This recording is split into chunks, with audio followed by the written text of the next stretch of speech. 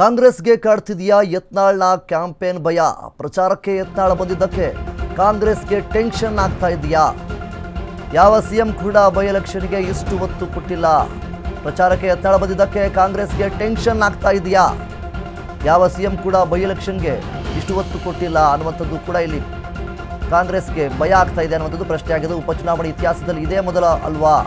ಮತ್ತು ಸಿಎಂ ಸಿದ್ದರಾಮಯ್ಯ ವಿರುದ್ಧ ಎನ್ ಮಹೇಶ್ ಅವರು ವಾಗ್ದಾಳಿಯನ್ನು ಮಾಡಿದ್ದಾರೆ.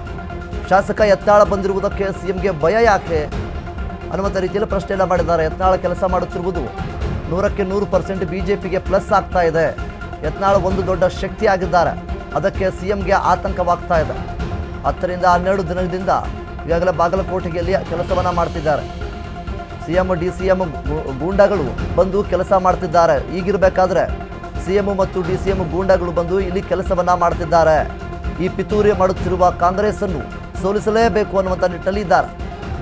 ಎಲ್ಲ ದಲಿತ ಸಮಾಜದವರು ತೀರ್ಮಾನವನ್ನು ಮಾಡಿದ್ದಾರೆ. ಬಾಗಲಕೋಟೆ ಬೆಳೆಯುತ್ತಿರುವ ನಗರ, ಈಗಿರಬೇಕಾದ್ರೆ ಚರಣ್ ತಿಮ್ಮಣ್ಣ ಅವರು ಖಂಡಿತವಾಗ್ಲೂ ಇಲ್ಲಿ ಗೆಲ್ಲಬೇಕು, ಎರಡೂ ಕ್ಷೇತ್ರದಲ್ಲಿಯೂ ನಾವೇ ಗೆಲುವನ್ನು ಸಾಧಿಸುತ್ತೇವೆ ಅನ್ನುವಂಥ ನಿಟ್ಟಿನಲ್ಲಿ ಹೇಳಿದ್ದಾರೆ. ಅಶ್ವವೇಗ ನ್ಯೂಸ್ಗೆ ಮಾಜಿ ಸಚಿವ ಎನ್ ಮಹೇಶ್ ಹೇಳಿಕೆ ಒಂದನ್ನು ನೀಡಿದ್ದಾರೆ.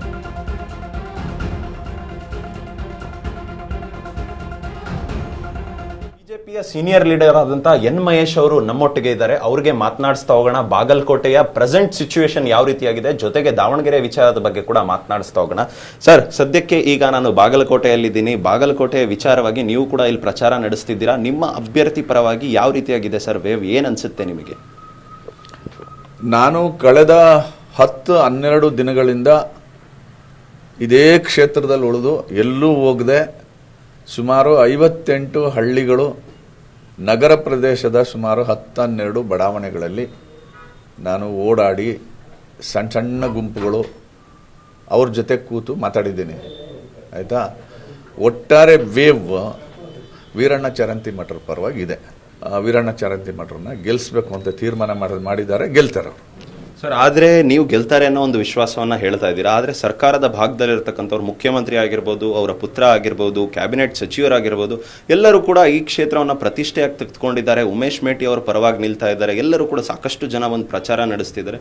ಒಂದು ರೀತಿಯಾಗಿ ಅಬ್ಬರದ ವಾತಾವರಣ ಕೂಡ ಸೃಷ್ಟಿ ಮಾಡ್ತಾ ಇದ್ದಾರೆ ಕಾಂಗ್ರೆಸ್ ಅವರು. ಇದೆಲ್ಲವೂ ಕೂಡ ನಿಮಗೆ ಸೆಟ್ ಬ್ಯಾಕ್ ಆಗಲ್ವಾ? ಇಲ್ಲ, ನೀವು ಉಪಚುನಾವಣೆಗಳ ಇತಿಹಾಸಕ್ಕೆ ಹೋಗಿ, ಯಾವ ಮುಖ್ಯಮಂತ್ರಿಯೋ ವಿಧಾನಸೌಧದಲ್ಲಿ ಕೂತು ಕೆಲಸ ಮಾಡೋದು ಬಿಟ್ಬಿಟ್ಟು 5-6 ದಿನ ಇಲ್ಲೇ ಬಂದು ಉಳಿದು ಕೆಲಸ ಮಾಡ್ತಾ ಇದ್ದಾರೆ ಅಂತಂದ್ರೆ ಅದರ ಅರ್ಥ ಏನು? ಅವ್ರಿಗೆ ಸೋಲಿನ ಭೀತಿ ಬೆನ್ನತ್ತಿದೆ, ಹಾಗಾಗಿ ಇಲ್ಲಿ ಬಂದು ಕುಳಿತಿದ್ದಾರೆ. ಸನ್ಮಾನ್ಯ ಮುಖ್ಯಮಂತ್ರಿಗಳು ಮಾತಾಡ್ತಾ ಯತ್ನಾಳ್ ಅವ್ರನ್ನ ಯಾಕೆ ಬರಬೇಕಾಗಿತ್ತು, ಅವ್ರನ್ನ ಉಚ್ಚಾಟನೆ ಮಾಡಿದ್ದಾರೆ, ಉಚ್ಚಾಟನೆ ಮಾಡಿರೋರ್ನ ಯಾಕೆ ಕರೆಸ್ತ್ರಿ ಅಂತ ಮಾತಾಡ್ತಾ ಇದ್ದಾರೆ. ಯತ್ನಾಳ್ ಅವರು ಸ್ವಯಂ ಪ್ರೇರಣೆಯಿಂದ ಬಂದು ಕ್ಯಾಂಪೇನ್ ಮಾಡ್ತಾ ಇರೋದು. ಆಯಿತಾ? ಸನ್ಮಾನ್ಯ ರಾಜ್ಯಾಧ್ಯಕ್ಷರ ಸಮೇತ ನಾವೆಲ್ಲರೂ ಅದನ್ನು ಸ್ವಾಗತ ಮಾಡಿದ್ದೀವಿ. ಇವ್ರಿಗೆ ಯಾಕೆ ಭಯ ಅಂತ? ಸಿದ್ದರಾಮಯ್ಯನವ್ರಿಗೆ ಯತ್ನಾಳ್ ಅವ್ರು ಬಂದು ಕ್ಯಾಂಪೇನ್ ಮಾಡ್ತಾ ಇರೋದು ಆತಂಕ ಸೃಷ್ಟಿ ಮಾಡಿದೆಯಾ? ಎಸ್, ಆತಂಕ ಸೃಷ್ಟಿ ಮಾಡಿದೆ. ಹಾಗಾಗಿ ಆ ಸೋಲಿನ ಭೀತಿಯಿಂದ, ಹತಾಶ ಮನಸ್ಥಿತಿಯಿಂದ ಇದನ್ನೆಲ್ಲ ಮಾತಾಡ್ತಾ ಇದ್ದಾರೆ.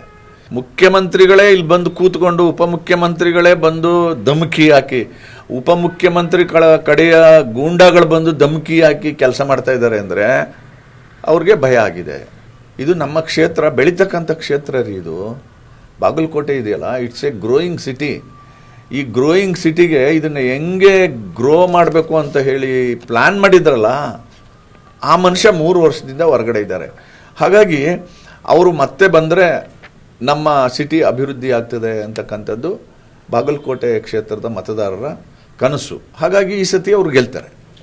ನಾವು 24.1% ಇದ್ವಿ ಎಸ್ಸಿಗಳು, ಅದನ್ನು ಪಿತೂರಿ ಮಾಡಿ 6-5 ಅಂತ ಡಿವೈಡ್ ಮಾಡಿ ನಮ್ಮನ್ನು ಭಾಗ ಮಾಡಿಬಿಟ್ಟಿದ್ದಾರೆ.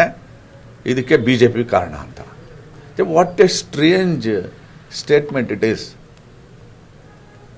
ನಾಗಮೋಹನ್ ದಾಸ್ ಆಯೋಗವನ್ನು ನೇಮಕ ಮಾಡಿದವರು ಯಾರು? ಕಾಂಗ್ರೆಸ್ನವರು. ಪಿತೂರಿ ಮಾಡ್ತಾ ಇರ್ತಕ್ಕಂಥ ಕಾಂಗ್ರೆಸ್ ಪಕ್ಷವನ್ನು ಸೋಲಿಸಲೇಬೇಕು, ಅವ್ರಿಗೆ ಬುದ್ಧಿ ಕಲಿಸಲೇಬೇಕು ಅಂತ ಹೇಳಿ ಎಲ್ಲ ಸಮುದಾಯದವರು, ಎಸ್ಸಿನಲ್ಲಿರ್ತಕ್ಕಂಥ ಎಲ್ಲ ಸಮುದಾಯದವರು ತೀರ್ಮಾನ ಮಾಡಿದ್ದಾರೆ. ಹಾಗಾಗಿ ದಾವಣಗೆರೆ ಮತ್ತು ಬಾಗಲಕೋಟೆ ಎರಡೂ ವಿಧಾನಸಭಾ ಕ್ಷೇತ್ರದಲ್ಲಿ ಈ ಒಳ ಮೀಸಲಾತಿ ಹಿನ್ನೆಲೆಯಲ್ಲಿ ಕಾಂಗ್ರೆಸ್ ಸೋಲುತ್ತೆ. Thank you sir. ಎಸ್, ಇದಾಗಿತ್ತು ಎನ್ ಮಹೇಶ್ ಅವರ ಮಾತುಗಳು. ಕ್ಯಾಮರಾ ಪರ್ಸನ್ ಕುಲಕರ್ಣಿ ಜೊತೆ ಓಂ ವಿವೇಕ್, ಆದಿತ್ಯ ಕಾರ್ಲೇಕರ್, ಅಶ್ವವೇಗ ನ್ಯೂಸು, ಬಾಗಲಕೋಟೆ.